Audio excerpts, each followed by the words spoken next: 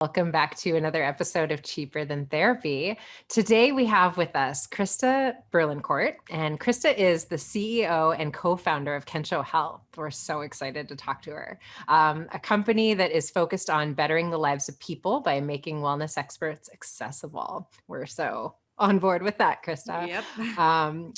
Krista is an early appointee of the Forbes Council, a founding member of the Aspen Institute's Fringe Diplomacy, was named one of the Business Insider's top change makers in tech, and most recently recognized as Los Angeles's Rising Entrepreneur of the Year. Love that. Krista is an internationally accredited coach and author who explores the wide world of shame, grief, joy, and all of the physical, mental, emotional, and spiritual things that make us human. Krista, we can already tell you're our kind of people, and we're so excited you're here with us today. Thanks for coming. I'm so excited. Thank you, guys. Yeah. So I think we just want to dive right in, right? I think there's like a twofold question here, because we want to hear about you specifically. Like, how did you get to the place where you were creating this amazing concept, business, new world kind of way of having, healthcare, everything accessible at your fingertips. And then also, what does that look like, right? Like, what was the kind of conception of that, the inception of that, and where has it gone, I guess, the journey to kind of become what it is now? That's where do you want me to start? Yeah, where do you want me to start? Let's start with you. Yeah, Let's start with you. Tell us about you. I was born in Eugene, Oregon, November 18th, 1986, almost 35 years from today. So yeah, I was born in a small town, actually, on the outskirts of a small town. And it took me until more recently to really understand how our history, heritage, and effectively our ancestry affect that, like how we were raised and what those values were. In my family, our religion was nature. So you see this tree behind me, everybody laughs, but I work outside. Why? Because it makes me happy. Nature makes me happy. And my family was a roller coaster, I think is a nice way to put it, as many families are. And that brought with it an early adulthood and an entry point into a lot of learnings, a lot of lessons that came, early for me. And I think that also for a while, it held me in this desire to really want to be safe. I was like the queen of safety. Through therapy, I now know that part of me is safety first too. She is my mom. Hey, mom. And that's a part that she's working to let go of as well. I also had an element of like hopeless Hattie, my grandma and me. And so there's this inherited sort of trauma that came from my family. That led me to play it pretty safe. I stayed and went to college in the town that I grew up in. I was with my high school sweetheart for 7 years. Oh my gosh. Wonderful guy, high school sweetheart. And then I finally left. I went to the faraway town that was an hour and a half away of Portland, Oregon. And I worked for great tech companies. I worked in transformative technology for Microsoft and for T-Mobile, Deutsche Telekom. And it was really the time of the mobile boom. So, it was the beginning of people understanding that this little thing wasn't just an app, that it was actually a business, an enterprise that could change everything. And that was a great thing. And then I left and joined a company by the name of Simple.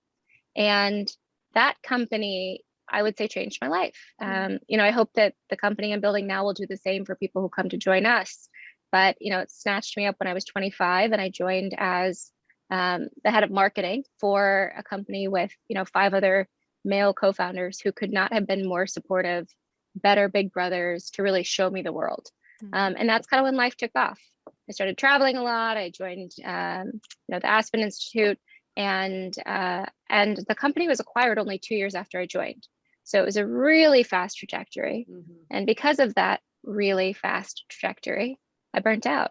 And what I've come to understand now is burnout is kind of like it's a dirty word. I feel the same about the word burnout as I do about someone saying they have anxiety or depression, or it's some sort of insurmountable thing that you've afflicted on yourself. The truth is, I just didn't sleep enough, and I did too much, and my hormones became unbalanced, which is unfortunately pretty standard for most women as they approach 30, because you're hungry, you're hustling, and then things get out of whack. Your estrogen and progesterone suddenly they need to express themselves and they can't. But that led me to really explore the healthcare side of things. And when I explored healthcare, and at this point in my life, I had resources for the first time, coming from, we lived well below the poverty line growing up. And suddenly I had the stability that comes with an acquisition. I had the community that comes with being in an early, in a tech company that did well, and I still couldn't get answers. And you're like, what gives? Like, why can't I fix this? So I was put on a pretty hefty regimen of steroids and hormone therapy. And at one point I was hospitalized. I flew from where I was living in Portland to my then partner's house, romantic partner in Austin.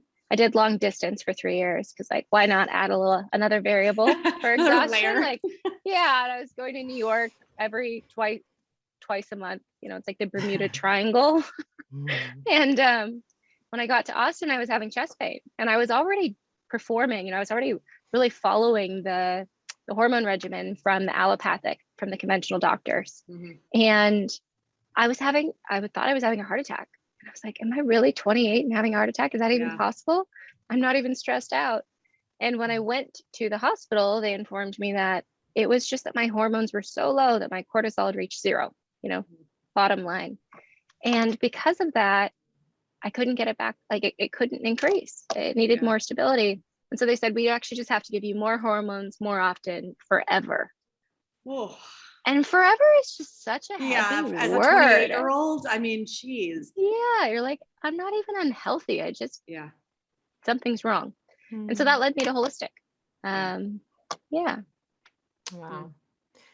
I'm so struck as you're talking about it, Krista, how much we as a society have normalized living out of alignment. Because similar to what you're saying, I think quite often, whether we're talking about anxiety or depression or burnout, whenever I'm working with clients, if we dig a little deeper, there's some way we're living out of alignment, either whether it's some shadow aspect of self that we need to have a deeper look at, or it's the way that we have just normalized, like you spoke to, being in our late 20s and working to a point where I don't feel like I'm stressed out. I feel like everything's fine. And yet the pace at which I'm keeping is just, I don't know, like there's not a lot of balance there. And I think it's important to name that, because I think we've sort of, like you said, like burnout means you're doing something wrong, or burnout means you've made a conscious choice to burn yourself out. And I think, I don't know, is it that, or is it that we are sort of a society that in a lot of ways is out of alignment with the ways that we teach people to work and to strive, Right. Being in buildings with these fluorescent lights for 12, 13 hours a day, and you never see the sunlight, and you never, and I worked in New York in the corporate world for a long time too. And so your daylight hours are even shorter out there. And there would literally be days that would go by that I don't think I saw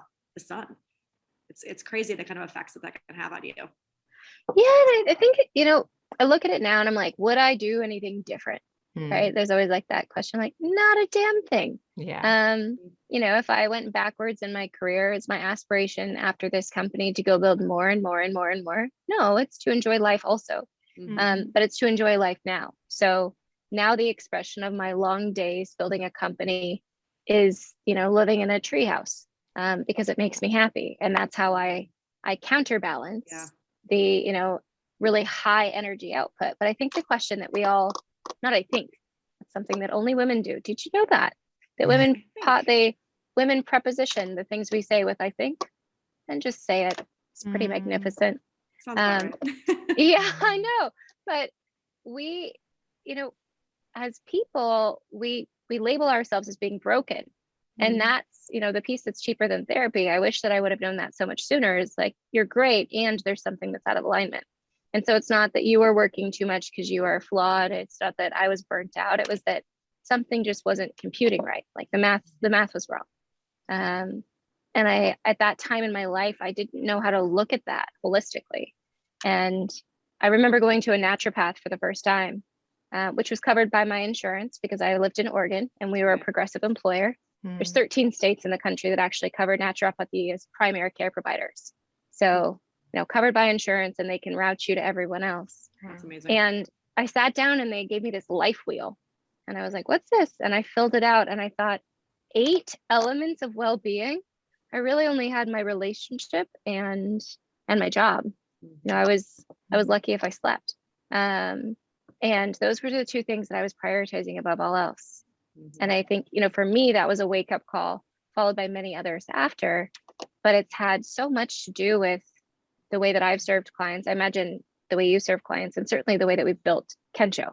Like, how can you give people something that makes that sort of epiphany moment hyper accessible, where you're not labeling yourself as burnt out or anxious or depressed? Well, and I love too what you said. And, we ask everybody to kind of give us a little bit of a write up before they come on. And you were talking about this idea that all self-destructive behavior comes from this misguided belief that we're not enough, right? And I think as therapists, Danae and I obviously work with people so frequently on whatever their variation is of I'm not enough, I'm not enough, I'm not enough, right? Or I'm too much, which is really just the same side of, different side of the same coin. And what you said just a second ago, which is so profound, is like, it's not about maybe even convincing yourself that you are enough. Because I think when some people come into therapy, that feels like this insurmountable kind of belief shift that I have to undergo, right? And it almost feels a little like fake, which it can feel in the beginning, like it's fake to just say, I am enough, when you really don't believe it.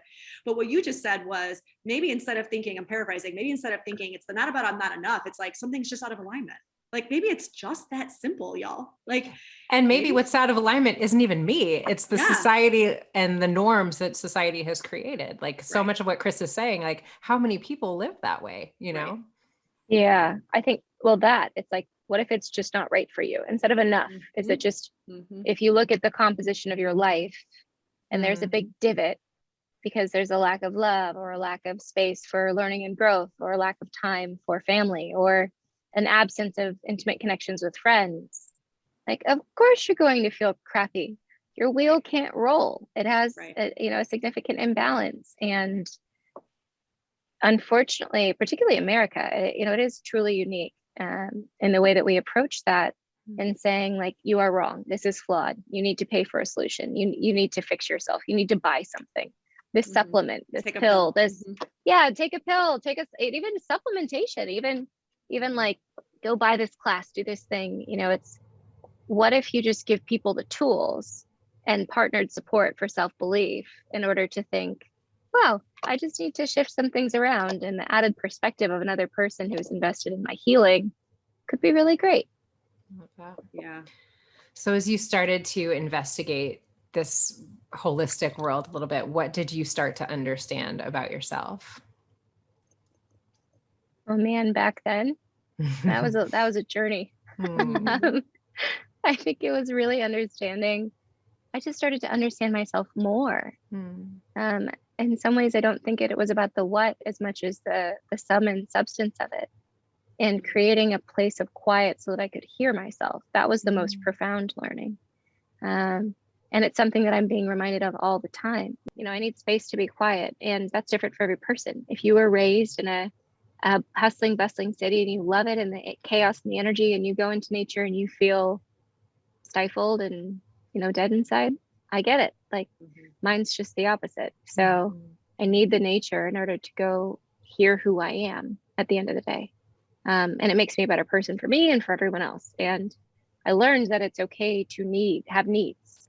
I was so used to quieting those needs in order to perform in my role, in my relationship, in my friendships, and my family, to take care of everyone all the time. I was like never not fixing, and I was the bottom of the totem pole. And I think, over the years that followed, I learned that in order to be great and do great things, you got to be the top of the totem pole. I imagine that's what you work with most of your clients on, ultimately, at the end of the day. Yeah. I mean, even to have good relationships with those people you love, you have to put yourself at the top of the totem pole. Yeah. It's not selfish. It's in many ways, it's funny. It's selfless. Like, to actually care about yourself, there's a selflessness in that, because it's because why? Yeah. Ultimately, for most people, it's not because I think I'm the greatest thing and I want to hang out by myself all day. It's because I want to love and be loved. I want to, pursue great things and be pursued by great things. I want to expand. I want to, it's because I want, not, and it's generally for things that are connected to other living beings.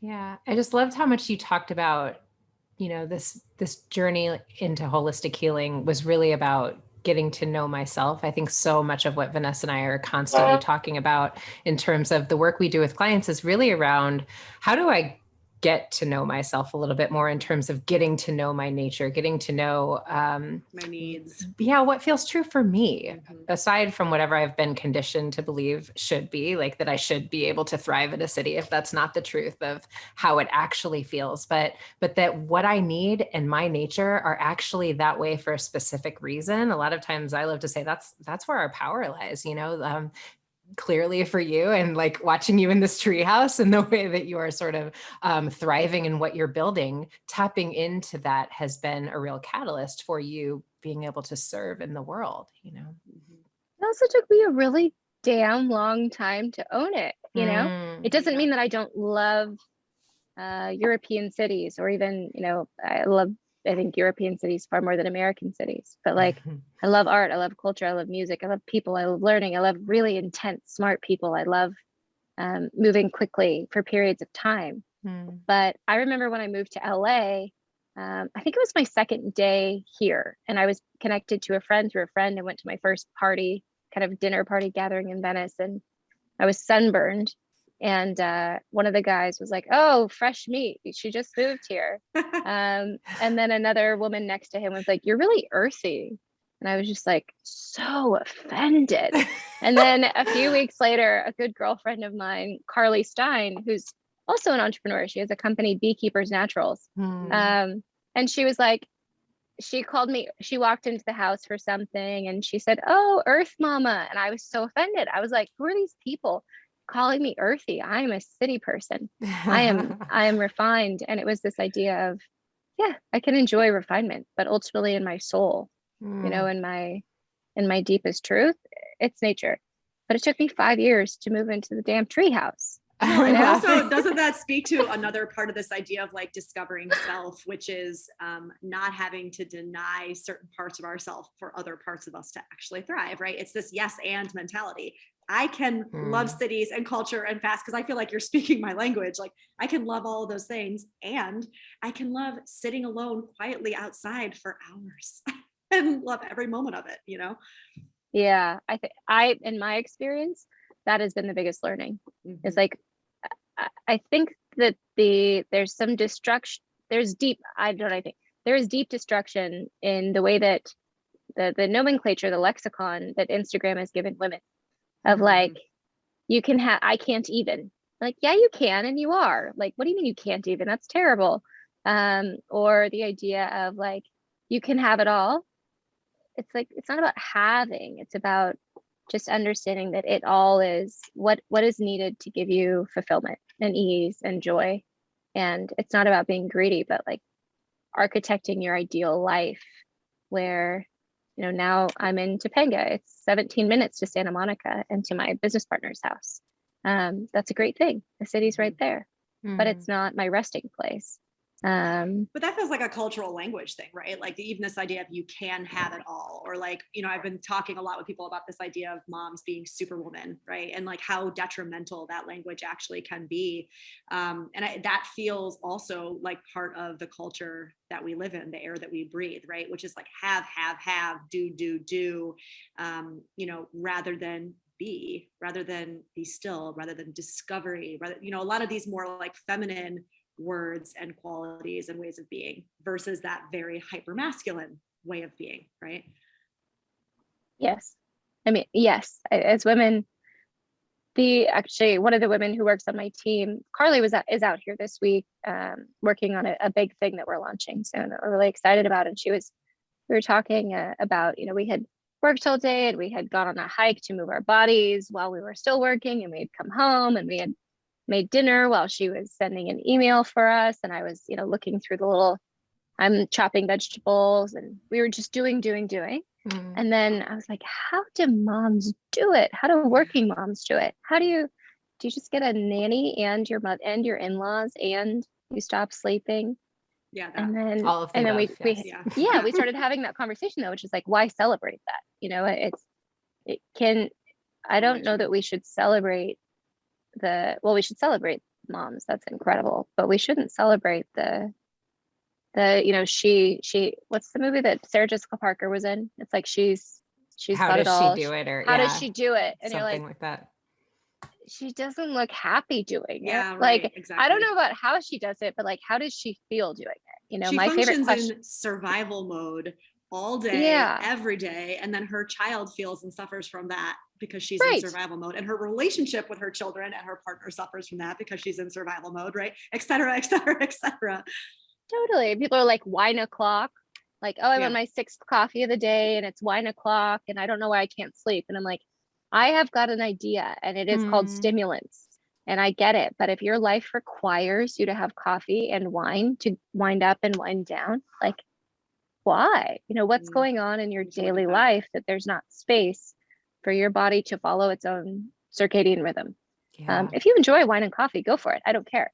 Like, enjoy the Yeah. pleasure of life as well. But, I think we make it so hard on ourselves by trying to follow this prescribed ideal that's effectively based on a consumer trend, right? Totally. Consumerism is trying to sell us stuff, and it's like, well, now I'm supposed to only drink matcha and not coffee, and I can have mezcal but not wine, and I'm supposed to get up at this time and supposed to go to bed at this time and supposed to do this trendy new workout. And you're like, what if you just like what you like and it works for you?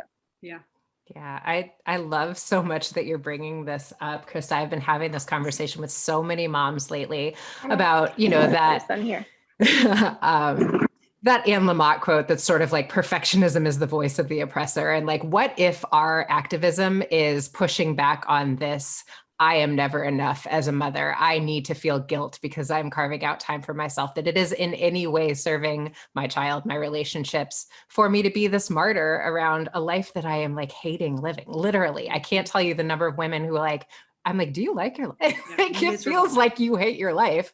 And why is that like a choice that we're making? Like, that is handing all of our power over to wounded patriarchal systems. What if we said, I'm not participating in that? Like, that's my activism. Right. And like, also to be clear, I mean, this conversation is not talking about the women who have to work 60 hours a week in order to actually put food on the table, right? That's an entirely different conversation. This is like when you find that you're actually choosing that kind of lifestyle because you think it's what you're supposed to do. That's the sickness. And that's, I think, as I said, like my mom worked 2 jobs. She started a bike store. She was the first female bike store owner in the States, in the 70s, when it could not have been a less friendly environment to women. It was never a business that did well, but it brought her a hell of a lot of joy working with people every day. Capitalistically, it was not exactly a moneymaker. My dad ran the National Ski Patrol in the Pacific Northwest and was a builder. And it took me a long time to understand, a lot of the things that created volatility in our family were related to money. But the inverse of that is that we were so rich in so many experiences and, spending a month on the Grand Canyon and riding horses into the wilderness for 3 weeks and all the things that come with it. There's a lifestyle design. And so it's always this exchange of, I recently started dating someone who's not American. We were talking about it. It's like Americans just think we need so much money and we'll constantly invent needs in order to spend it. And once we have it, we're trying to figure out what to do with it. Yes. But like, what if the point of life is actually just to enjoy it? Mind blowing, right? What a concept. What? Then you're like, oh God. I mean, I'm not supposed to be a superlative. Like it's not high school superlatives. You're not supposed to be the best, fastest, richest, biggest, coolest. You're just supposed to build a life, day-to-day enjoyment in. And hopefully there's also some selflessness where you feel, an indentured sort of like servitude to the planet because we get it, to make it better, leave it better than you found it. What a concept. I love it.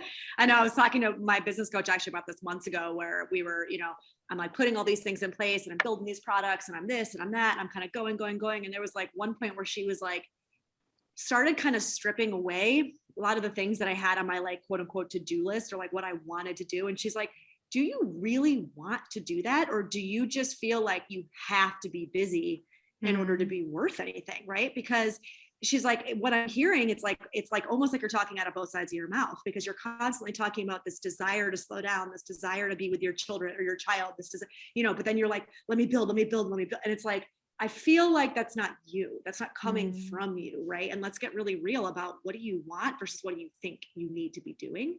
And I don't know what it was about the way that she said it to me, but there really was this kind of click for me where I was like, oh, right. It's like we were talking about earlier. I can enjoy the fast pace in spurts. It doesn't have to be my constant. It doesn't have to be how I live all the time. I can do it, and then I can step back and enjoy my life that I'm building. And then I can dip in and dip out, et cetera. So yeah, I mean, I think that so much of this is like, it's just so real and alive right now when we're questioning so many of these structures that we've never questioned before. But I do want to kind of shift, because I want to talk more about Kenshō, right? So like, here you are, you're building this amazing company, tell our listeners kind of the ethos of it, but tell them like what it brings. What stage are you at, I guess, in the business? Like, obviously I've stalked the hell out of it, but I'm super curious to be able to, give this info to as many people as possible. Yeah, we launched the business. We raised our first fundraising round. So startups are, for those who aren't familiar, this interesting roller coaster where you really have two parallel lines. And one is build it quickly and go as fast as you can, but don't go off the runway. And so the runway is, while you're building, you're also fundraising, which is kind of like having two kids, because you're working the kind of the day job with the kids and then the night job of trying to fundraise and make sure that you can feed the kids, which is just a crazy equation for anyone who has a company. And so we raised our first round in 2019. And then in 2020, we launched early 2020, and we launched as a marketplace for holistic health providers. And we launched just a few weeks before COVID, which is an interesting time to launch a marketplace. Marketplaces are amazing and powerful. They help people find things, but they're also governed by internet gravity. And we were a tiny marketplace in a big, the wild world of the internet. And so we really focused that, I would say 2020, on helping people. We asked ourselves the question of, how can we use the 1,000 providers we have on the platform to help people feel better? Because this year is hard on everyone.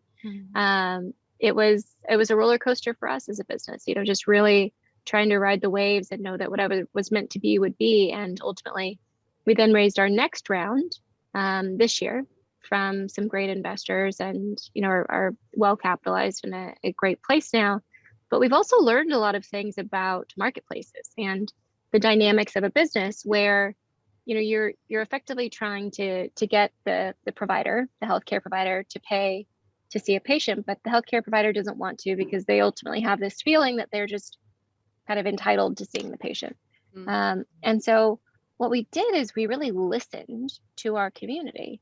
And the one thing we kept getting asked for is like, I just don't know how to ride this ride.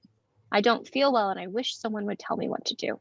Like, I don't know if I need a therapist. I don't know if I need a doctor. I just know that I have an upset stomach, or I feel depressed, or, I don't know if I have long haul COVID. Like, I don't know where to start.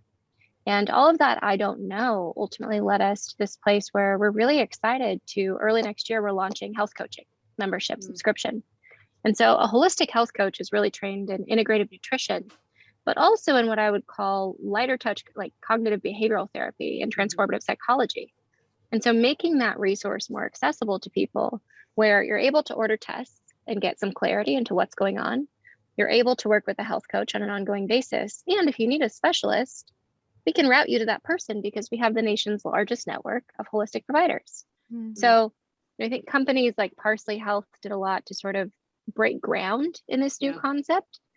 But that system is also really constrained, because what if what you need is a therapist, not a functional medicine doctor? What if what you need is a holistic gynecologist? What if what you need is, an internist? It really depends on what you're dealing with. What if you need a dermatologist? And so now we're at this place where we're able to really service clients, to connect the dots. And that's the things that we hear from patients all the time is, I just want someone to connect the dots. I just want someone to be there with me. I just want someone to help me figure this out. I just want someone to support me in feeling better. And that's effectively what we can offer now, which is really exciting. I love that. I love that. I mean, it's like being able to feel like you have somebody that's like on your team. I mean, we all know this because we've all worked, the three of us, I know, all worked the coaches and therapists along our journey, but like somebody who's standing there going, I don't actually know the exact answer for you, but I'm going to stand by you and we're going to figure it out together. And I'm going to support you during the process. That experience or relationship alone can have such a profound healing aspect. And so the fact that that is kind of coming or is on the docket in 2022, I think is really exciting. Yeah, and I think that the team, I remember actually a girlfriend who's coming over for dinner tonight, ironically enough, I remember her talking to me about, she was trying to get pregnant, which is amazing that I'm seeing her because she's now has a 2-year-old. And I was just so close along for the ride of really like wanting this so deeply for her to get pregnant. She had a team and she had her acupuncturist and her herbalist and her guy, like she had a team set up to support her through, approaching pregnancy holistically, and then ultimately she went with IVF, but that journey. And I just remember her saying, like, it's so overwhelming to have such a big team and you're trying to connect the dots. And for us, it's, you want one person who's your day-to-day team, but then you also want a place and a platform that connects it all. Like, why is healthcare so fractured? Why is it so challenging? Why does it feel like it's an uphill battle? And the answer, unfortunately, is that it's really good for capitalism. Right. When you can't export your data from one system to another, just like, I worked in phones before this at Microsoft. Like, I can't export my Apple Music to my Microsoft Music. Well, there's a reason, because you don't want me to leave. Yeah. Our goal is to really flatten that system and make it feel accessible. And with a coach, you have an entry point to wherever the journey takes you. Mm-hmm. We're not prescriptive. I don't think that anyone needs one thing, right? But a coach is an advocate who you can talk to on an ongoing basis and make a health plan based on what you're working towards. Like that's a powerful thing. Oh my gosh. I'm curious for you, when you work with your clients, what's the thing that you feel like you're hearing more of right now in this era of life? Well, I mean, I think what is always the most challenging, and this is a little bit the question I was curious to ask you about, Chris, is I feel like I come from community mental health, as most therapists do. When they start off, you have to do a certain number of hours in community mental health. And then, those populations are just so underserved. And I think, all of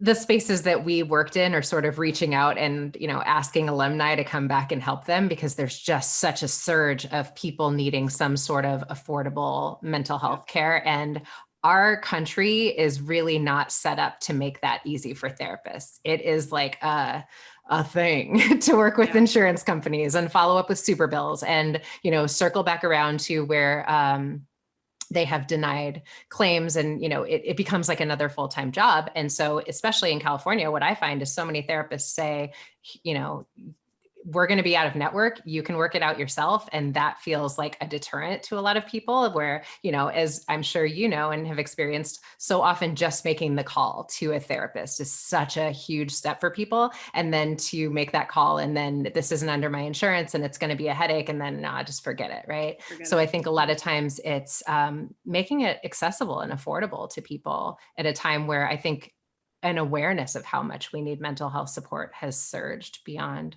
what we experienced before. And that's, it's like you were saying, it's like, it's a two-pronged thing though, because it's like making it accessible to people and also making sure that therapists make a living wage, right? And it seems like it's one or the other. In this country, we ask therapists to give up their ability to survive and make a living wage in order to serve populations that need it. Right? It's like you have to choose one or the other. And there's a lot of, I've experienced a lot of therapist shame in our community around like how many, low pay or no pay clients are you taking? Are you working in community mental health? There's like kind of this martyr thing around like, well, I work 70 hours a week so that I can see as many, low pay clients as possible. And it's like, but it doesn't have to be either or. That's a systemic issue. We shouldn't as therapists have to then say, well, I can see this many clients and I'll make 35 grand a year if I'm lucky, Yeah. I mean, that goes back to like owning your needs, right? Right. So if our need requires the violation of another person's, the question's why. It doesn't mean that there shouldn't be selflessness and self-sacrifice. And But it's like, is that really the answer? Because there's a lot of other things that are capitalistically covered. And there is now coverage for mental health and therapy nationwide through Medicare, Medicaid. When we started the company looking at an integrated network for holistic medicine, I spent most of my investor meetings explaining to people what holistic medicine was. Fast forward, there's nationwide coverage for acupuncture. There's nationwide coverage for chiropractic. There's 13 states, as I mentioned, who have naturopathy as primary care provider designation. So that in many ways is really just the reflection of the United States is a very young country. And when we look at Europe, where healthcare has been around longer because the country has been around longer, regardless of the social conversation, the amount of money that's spent, it's 60% on complementary and alternative medicine. So the majority of healthcare is on integrative. Why? Because you're integrating. And so, our thesis is that you're looking at whole person health. Therapists are exceptional. They're incredible. And if you have someone who's experiencing depression based on a parasite that's creating candida overgrowth and inflammation in the body that's making them feel depressed, the therapist can't necessarily solve that. And so you can therapize, as long as possible, but there might actually be a biomarker that's contributing to the symptoms. In the same vein, you look at physicians, incredible, but you can medicate someone, or let's let go of pills and say you can test, supplement and change diet. But if the thing that's going on is really related to trauma or old patterned behaviors, you got to connect the dots. Right. And unless you connect mind and body, spirit doesn't rise. You don't get to a place of feeling like, yeah, this is the life that I signed up for. This is the one I want to live. Yes. Yeah. That was a powerful statement. I mean, for everybody to kind of sit on, right? Without those two things, you actually cannot have spirit rise. So there's literally no way. I don't see a way where you can say, well, I have a great therapist, but I don't go to my doctor. I feel unwell. I feel something is wrong. I know that. I acknowledge it. I'm not addressing it. Or I go to my doctor once a year. I have perfect blood pressure and my weight is within the normal range and my blood work seems fine, but I'm clinically depressed and I don't want to talk to anyone. Or I'm miserable and I don't talk to anyone about it. I love this so much. Yeah, I feel like this is revolutionary, Krista. I'm really excited. I'm excited to share this information with our listeners because I think it really is empowering to know that this is something that is available. I'd love to hear a little bit about, like, if I'm someone listening to this and this feels like, oh, this makes so much sense, that there's a way to be walked through the process of like, what is actually happening with me? What would be someone's next steps, or what could they expect when they look into Kenshō Health? Well, let's say that you say, okay, I'm Danae, I'm going to go online, and you look and you find us, you come across an ad or our website and you sign up. The first experience you have after sign up would be receiving your welcome sort of email series where we would ask you some questions that for most people, like, I know I hadn't been asked until I was asked. We'd share a life wheel with you and we'd say, hey, let's look at your whole health. Let's support you on your journey to whole human health. And you'd fill that out. And suddenly there would be this moment of clarity where you're actually looking at the whole picture of life for the first time. What are those markings, 1 to 10? How do you feel? You'd then make a decision based on what you're experiencing. You better than anyone else. If there's lab tests that you think you want to order, do you want clarity into your blood work? Do you want clarity into your stool? Do you want clarity into your hormones, which would be a salivary test? Where you're looking at, your saliva over the course of a day. And with that, you'd actually enter your first health coaching visit with so much information. You'd have a sense of your body, right, from these tests. But you'd also have a sense of your mind from looking at this whole person health map. And then you'd look at it together with your coach. And you'd say, okay, here's what we know. Like, here's what we know based on what you've told me. But now let's dive in. Let's dig in together. And the one thing that I'm so proud of is that our coaches really take the time to get to know you. It's not, I think it's great that there's all of these like wear a thing or take a test online and we'll send you an app and the app's going to tell you what to do. And I'm like, because that's how medicine works. Human to human. It's like, you're right. I forgot one size fits all is great. We're all gonna look great the same in the same outfit, right? Like we're all just so beautifully unique. And so your coach is going to work with you to make a health plan that is beautifully unique for you. You know, it will be reflective of what are your goals? What's your lifestyle? What are your preferences? What is it that you want to work on? And really help you get clear on that.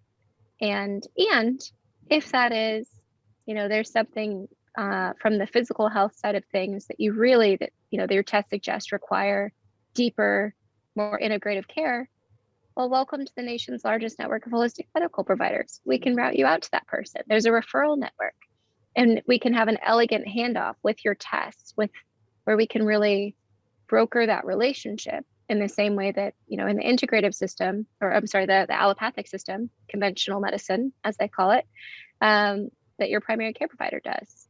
And hopefully better, because you're going to meet with your coach again in 2 weeks or a month based on the plan that you pick, right? So I'm like, I think about that now in my journey of finding well-being, and I'm like, damn, I wish I had this. You know, I wish, it's like because I always had drop off. Yes, that's exactly what I was going to say. This idea of drop off. It reminds me of like, it's like having a little bit of accountability, actually. Like part of this process to me feels like there's going to be people that are quote unquote on your team, like not in an overwhelming way, but there's a bit of accountability in that, because there isn't going to be this drop off when, you know, in 2 weeks time, you're coming back together and there's going to be a check-in. Like, how did it go? Did you talk to this person? You know, what did they ask you? And you're going to go into that more deeply. When I was a grad student, I was on Medi-Cal, which is, you know, California's version of Medicare. And I have never in my life felt such a burning desire to get in and help fix a superbly fucked up system in my entire life than when I was in the midst of it. And I could not believe just how horrible, and the drop off, and they were burnt out, right? So they couldn't care because they had nothing left to care with. I mean, I'm talking about the doctors. And I remember thinking, like, I am a white person that speaks English as my first language, and I am having this much trouble. I can't even fathom what it's like if I were not those two things, right? And so what came up with me when you said that is just this word accountability is just like such a forefront, I guess, in the forefront for me because of my experience. Yeah, and most people don't have an advocate. Like, what if your accountability is also someone who's advocating for you? I mean, yes. I just look at my experience with my own healthcare, certainly servicing patients, supporting my family. It's like it is just a broken system if you're trying to make your way through unscathed. And, you know, the thing that I'm most excited about is that building this product, you know, we really kind of the shift over into coaching came about because we started looking at how we could sell it into this offering, you know, this adaptation of our marketplace into the enterprise, into businesses, which is, again, the non-circuitous journey of business as a startup. And one of the conversations we had very early on was with high intent and high interest was the LAUSD school district. Well, what's a better thing that you can do than give teachers a health coach? What if you made teachers feel better? Well, then all of their students feel better. Well, what if their students feel better? Then their parents would feel better. Well, that is a great idea. You know, that there's, and so for us, it hasn't ever been about, and I wish it was, every entrepreneur is different, but my co-founder and I, we genuinely started this business because we want to help people feel better. I met him on a walk that still strikes me as like the weirdest, most faded conversation. You know, the way that people are like, how did you meet your husband? I'm like, I met my work husband at tea, and then we went on a walk for 4 hours. And then I proposed that we start a company. I proposed, you know, but I love it. But there is the ability to then scale this into communities that are disadvantaged, into communities that are at need, to really standardize something where you're supporting people who need help, not saying, well, the way to feel better is to go to your primary care provider, have them tell you that there's something wrong with you, give you a pill, make you feel unheard, and then send you on your way. Or give you a list of referrals and then never follow up after that point. I love the referral list. Cracked me up. I sprained my ankle and so badly. Oh my goodness. I mean, I tore all of the ligaments in my left ankle, which is fine. But again, that thing where, and then they print out a sheet of paper with 2 columns, and they're like, call one of these people. And you think, like, who's good at this? How do I know that they're going to allow me to run again? Will I ever be an athlete? What have they done? What is the recommendation based on? And they're like, I don't know, man. It's just in our system. And these people don't even live in the state anymore. Yeah, exactly. Like, and it's not even updated. They quit practicing during COVID. They don't take your insurance, Totally. but like, you'll probably walk again. Or they don't give you a referral, which is the really fun one. And that was where I ended up during my journey, where I was literally in this primary care, and I would see a different primary care every time, because that's how it works in that system. And I remember looking this woman in the face and going, I am not leaving your office until I have a referral in my hand. You can call the police and have me removed. This is the 4th time I've been here. I'm not leaving. And I remember her looking at me with like eyes wide, and she like huffed out of the room. And then the nurse came in, and I just like, I'm just going to repeat to you what I said to the doctor. I'm literally not leaving this room without a referral. Well, that's not how the process works. It takes 36 hours. And I was like, well, then I'm sitting here for 36 hours unless the police drag me out. I was at that point, and they were so flabbergasted that somebody actually said that guess who got a referral in her hand within the hour. Love that. Most Way to people lay don't it do down. that, you know? I mean, like, do you guys know the difference between an HMO and a PPO? Do you even know what that means? The only thing I know is that with an HMO, you need to go to your primary care for everything. And with a PPO, you don't. That's the only difference that I know. Bingo. An HMO is basically like your PCP, your primary care provider, they are the wizard. They have the wand. And when Which they is wave the Medicare, wand, you can same go.